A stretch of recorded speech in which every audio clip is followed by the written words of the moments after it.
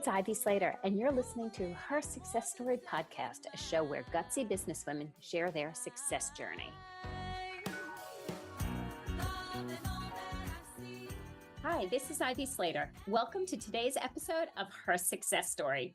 So for those of you just tuning in, you're going to hear me what I said last week, what I'll say next week. This is my favorite time of the year. Yes, it's the holiday season. And most importantly, this is our nonprofit series. This is our 7th time we're doing a nonprofit series highlighting leaders in the nonprofit space.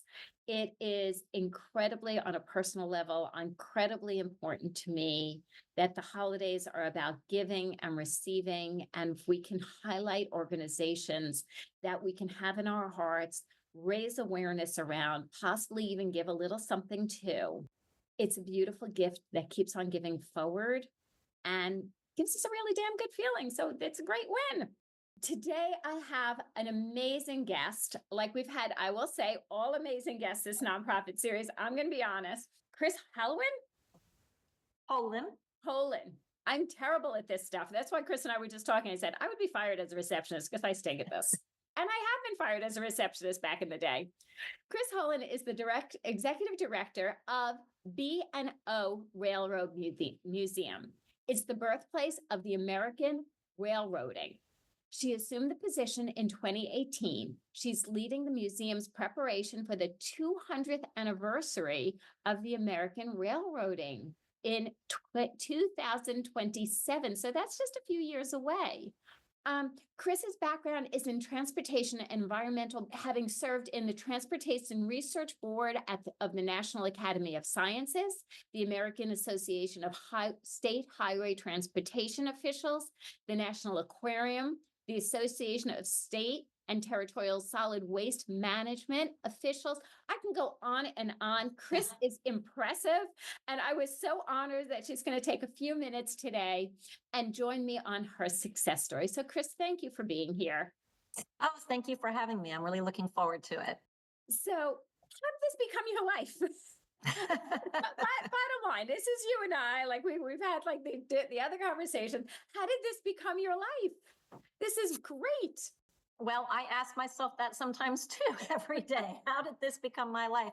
Well, I think, as I have said to you, Ivy, one of the things I really believe in is staying open. You know, you don't know what opportunities are going to come your way. You should not turn down interviews. You should always keep all options on the table. And if somebody had told me years ago that today you would be a museum director, that was definitely not in my plans, but it turned out to be a good move. So that's been sort of my pathway. Every step of the way was to always keep growing and keep having a job and keep making an impact. And there's been many twists and turns.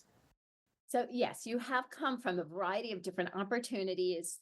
I want to ask, because I have to tell you, when we were originally connected, I didn't, and I went to University of Maryland. I'm in Baltimore with good friends on fairly often, and I did not know about the B&O Railroad. So can you share, number one, it's located in Baltimore, but Yes. share a little bit of what this museum is and the history it's marking.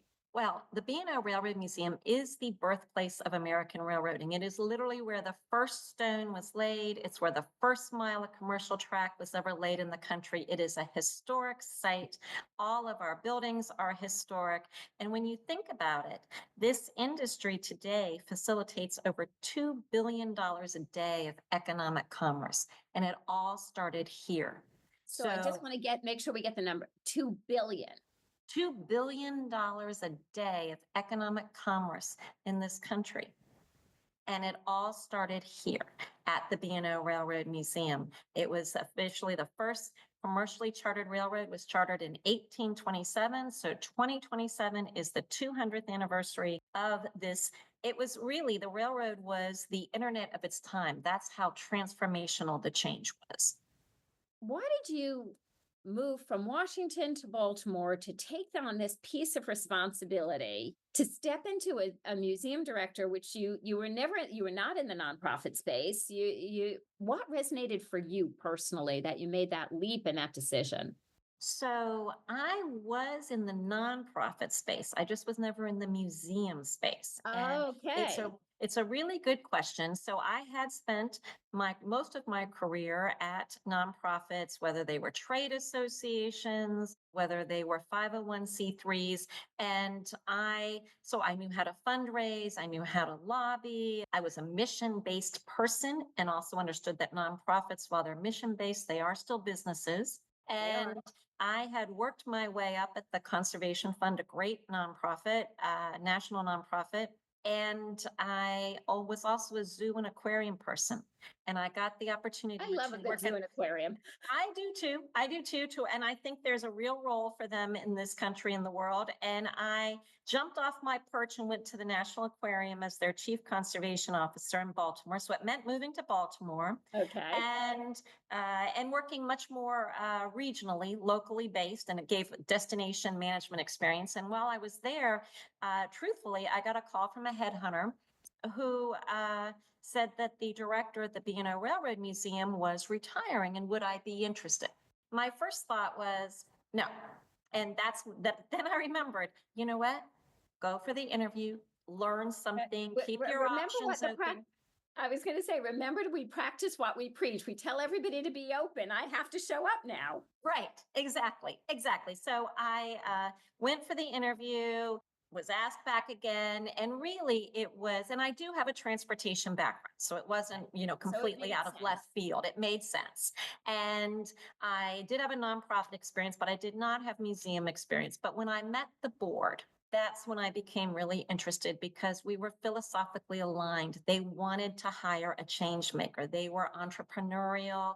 They wanted to take some risks to change their profile. They knew the 200th was coming up. And that's when I got excited because those traits resemble me. And so that's hence why I made the move. And it's turned out to be a good move, but it was definitely, some people do say to me, wasn't that a left turn? Would you have thought you were going to be a museum director? No, but here I am. So one of the things I admired about when you shared is it's about the B&O Railroad, but it's also about making a difference to Baltimore, the city. A So there's hundred that percent. ripple effect, and we don't always see that. When we look at any organization, we say, "Oh, this is the organization," but we forget to look at the ripple effect. Can you share a little bit? You said the B&O was the whole railroad. It started in Baltimore. Did. And Baltimore has been, how could I say this? At being out of college a few years, just maybe a few, has been going on a transformation. It has. And so when you think about it, in the 1800s, because of the railroad and the port, Baltimore was actually the financial capital of the United States. But I then had over no idea. time, it really did. All roads kind of led through Baltimore because they were the leaders on trade because of these industries. But then over time, Baltimore did have some transitions and has been really trying to have a renaissance. And the B&O, we take up 40 acres of land extending into West Baltimore, which becomes more and more challenged, the communities and the issues that they have. So when I came on board, I am a very mission-based person. I've worked on community economic development. Transportation really is about community economic development, and started looking at it and working with our board. Said we can't just be in the middle 40 acres and just pretend we don't see what occurs around us. So we started really working on becoming involved in the community. And we adopted the mantra actually of while not a community center, we are striving to be the center of our community. And it drives what we do. So we started a workforce By the way, I development. love that mantra. I got to interrupt you. I love that mantra. And it speaks to, people sometimes ask about the mission of an organization. And there's the mission, and then there's kind of like that subtitle. Yes, And yes. that feels so strong. It is. It is a very strong subtitle because the museum obviously is the birthplace to educate about the railroad, but the community work that we do. So we started a workforce development program for the underemployed with the Community College of Baltimore County, and we're using our museum as a school. So some of the underemployed are learning rail operations and are now getting jobs in the rail industry.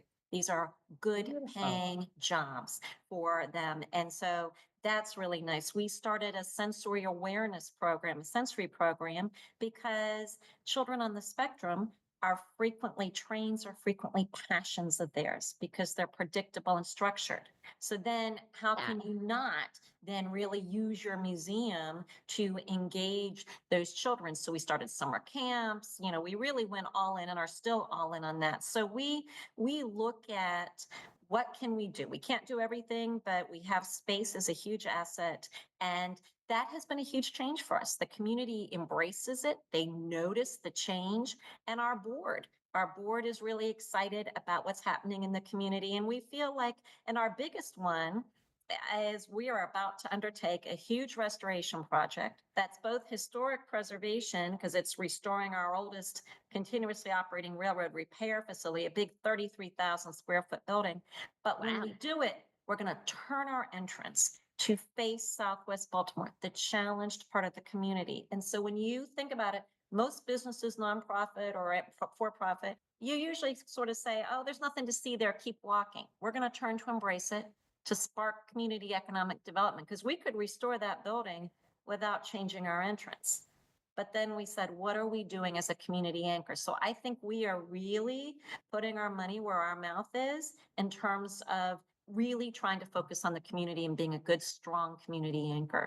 So that is some of what we're doing over here at the B&O. I love that. I have to ask you something. We don't often talk about with our nonprofit leaders the board and Yes. the importance of the board, the impact of the board. You always assume, yeah, a nonprofit probably has a board, but you don't really think about who they are, what that impact is, how that affects everything. I'm just curious, like, how have you embraced? What do you see, and what can we learn from you in your relationship with the board? The board is incredibly important to a nonprofit. And you have many different types of boards. But I will tell you, so for our board, for example, we have people on our board who they love Baltimore. We have other people who are true rail fans. We have others who are now that we've recruited very focused on the community. We have, some who are great funders. And we always say to people when they join our board, time, talent, treasure. Ideally all three, but Time, talent, treasure. at a minimum, like time, if you're going to be a doer and really work with us, get your Yep. hands dirty. Talent, if you're a lawyer or, whatever it may be, you're able to make connections or offer expertise. Or obviously treasure, if you're someone that's able to support us financially. And most people can't do all three. But as long as you can do one of them and you're committed. But boards have a very strong influence, and it's always a dynamic relationship. It's always changing. There is a real art to having an engaged board and managing an engaged board. So let's talk about the managing piece of and I'm going to rephrase that a little bit, but let's talk about managing and leading an organization of this size. Yes, yes.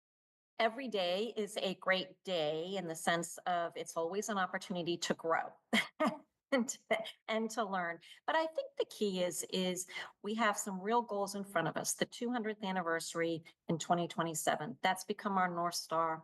The community has become a North Star. And I think as long as you're able to provide vision for your staff, everything that they do connects back to that. People get dedicated. And as long as you hire the right types of people for your organization. Like, for example, we have a heavy lift. So we tend to hire builders, people that are aware of the fact that we don't have a lot of resources. So if you want something done, you have to do it. There's no department to send it to. So you have to be ready to dig in. And there are people that love that and people that don't. And if you love it, then we're the right type of organization for you. And that's the right fit. And that's how we really spend a lot of time engaging on that. And it's true of the board. Again, it's time, talent, treasure. But if you want to be engaged, and many people do, then we have the opportunity for you to engage. If you don't want to, if you've got a busy life and can't engage as directly, that's fine too. I love, I have to say on a personal level, I love the work that you're doing for the community, especially with the children, meaning camps and children who might be on the spectrum that could really relate to railroads and or have a passion about the trains and opening that up. I will tell you, my son was a huge train kid growing up. Huge Yes, train kid. Shocking. He's an adult, married, everything else, and I still have his Lionel trains. of course, of course. um, so I really, when you think about it, I just, children and trains, they're so cool. They are. And everybody, most people love trains, some more than others. I had a son very similar to yours who loved Thomas the Train. But it is interesting that there, almost everybody knows a rail fan. And one of the things we're trying to do here is make it so that people also understand the stories behind the trains, so that both at a children's level and at an adult level, they understand, every single locomotive we have or building was connected to a person, place, or significant event in American history. So for the people that may not love trains but want to hear the stories, we're accessible for them too, because you can always see the rail fan come in who just wants to focus on the train, and the person who says, "You promised me lunch if I came." And then when that person leaves, they said, "I had no idea that this locomotive pulled President-elect Lincoln. That's really cool." Yeah. Or that this locomotive was designed in an aerodynamic way because it was competing against the airline industry. That was interesting. So we do try to do that, but we very much focus on the kids. In fact, with Polar Express coming up here in the December timeframe, we always reserve cars for donors to and our partners to purchase cars that can then be used for underprivileged kids, or kids that might not be able to afford the Polar Express any other way, because it is a fundraiser. So we always try to make sure that children have an opportunity. Also, for our sensory kids on the autism spectrum, we also have Polar Express for them as well.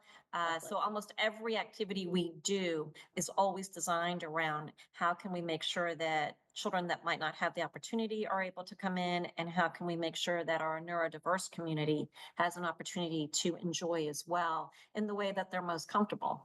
So I have to ask you, Kris, what has surprised you in this journey? You're on a career trajectory and you kind of, for lack of a derailed in a different direction a little bit. What has surprised you? Well, I'd like to say that I just switched tracks as Okay, opposed I to like it. derailed. It's a positive I like connotation it. there. Yes, yes. I mean, well, it is true because most of my jobs I had worked at a national level. They were, at organizations focusing nationally. And I'll tell you, they're both good, but when you work at a local level where you're in the community, you get to obviously know the players, but you also get to see, well, what are the results going forward?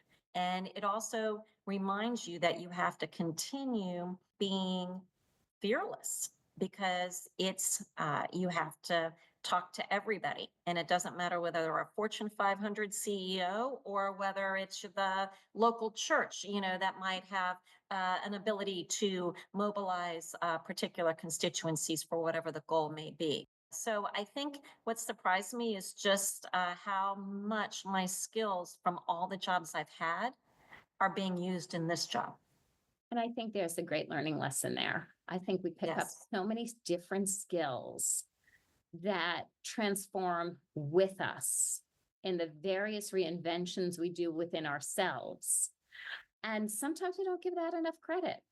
I agree with you. You have to know your skills, know what you're good at, be confident in those. But then the other thing you have to do is you have to keep your communities. I have really tried from every job to keep my communities, because I've been amazed at how often I'll go back 10 years or 20 years, and all of a sudden that person is somebody that we need to be partnering with.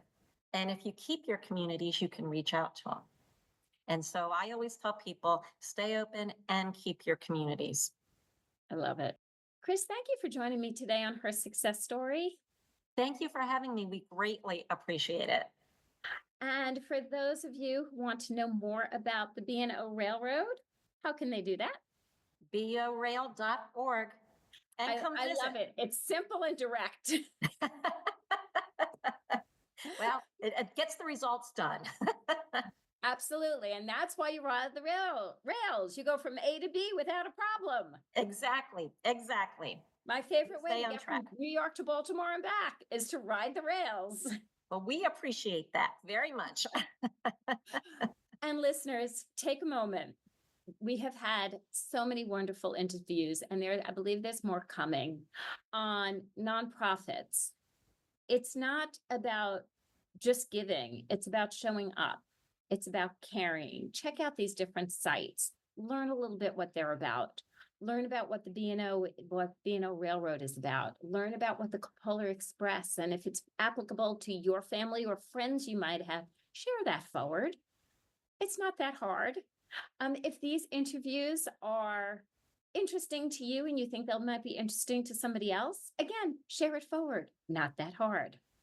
One thing I always say at the end of every interview, take a breath and take a moment. What was your aha or takeaway from Kris's and I's conversation today?